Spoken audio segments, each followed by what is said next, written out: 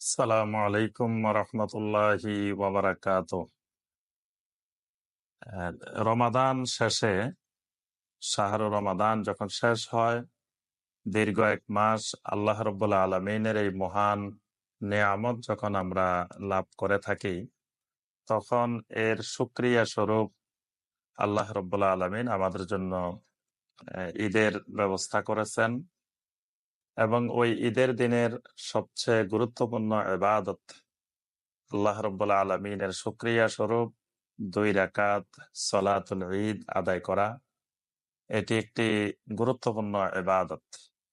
আল্লাহ রব্বুল আলমিন কোরআনে কারিমে সূরা আল বাকারার 185 নম্বর আয়াতে কারিমায় ইরশাদ করেছেন, ওয়ালিতুকাব্বিরুল্লাহ আলা মা হাদাকুম ওয়া লাআল্লাকুম তাশকুরুন।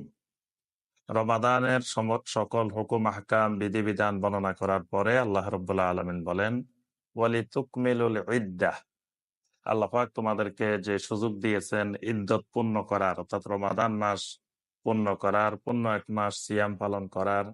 ওয়ালিতুকাব্বিরুল্লাহ আলা মা হাদাকুম, আল্লাহ রাব্বুল আলামিন তোমাদেরকে যে সঠিক হেদায়েত দান করেছেন, এই হেদায়েতের বিনিময়ে তোমরা আল্লাহর তাকবীর বলবে।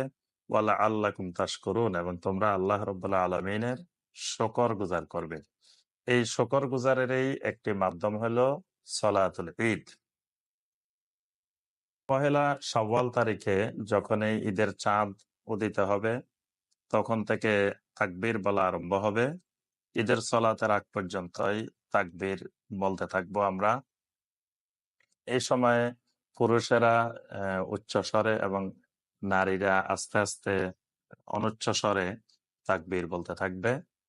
ঈদের দিন সকালবেলায় প্রথম কাজ আমাদের জাকাতুল ফিতির আদায় করে দেওয়া। জাকাতুল ফিতির ঈদের দিন সকালবেলায় আদায় করাটা সবচেয়ে উত্তম, যদি সম্ভব হয়। আর যদি সম্ভব না হয় তাহলে 1 দিন 2 দিন আগে আদায় করে দেওয়া। এরপরে সকালবেলায় গোসল করা, এটিও একটি সুন্নাহ। এরপরে কিছু খাওয়া, কমপক্ষে খেজুর খেয়ে 3টি 5টি বা 7টি খেজুর খেয়ে ঈদগাহের দিকে রওনা দেওয়া। এগুলো হলো, এবং উত্তম পোশাক পরিধান করা। যে পোশাক আমার কাছে আছে এর মধ্যে সবচেয়ে ভালো পোশাকটা পরিধান করা, সুগন্ধি লাগানো, এরপরে ঈদগাহের দিকে রওনা দেওয়া। তো ঈদগাহে গিয়ে প্রথম কাজ যে ঈদগাহে খতিব, যিনি ঈদের ইমাম থাকবেন, তিনি 2 রাকাত সলাত আদায় করবেন। এরপরে তিনি আমাদের উদ্দেশ্যে একটি খুতবা দিবেন। তো ঈদগাহে নারীদেরকে, শিশুদেরকে নেওয়ার প্রতিও হাদিসে উৎসাহিত করা হয়েছে। এজন্য নারী শিশুদেরকেও যদি সম্ভব হয়, পরিস্থিতি ভালো থাকে, নিয়ে যাওয়াটা সুন্নাহ।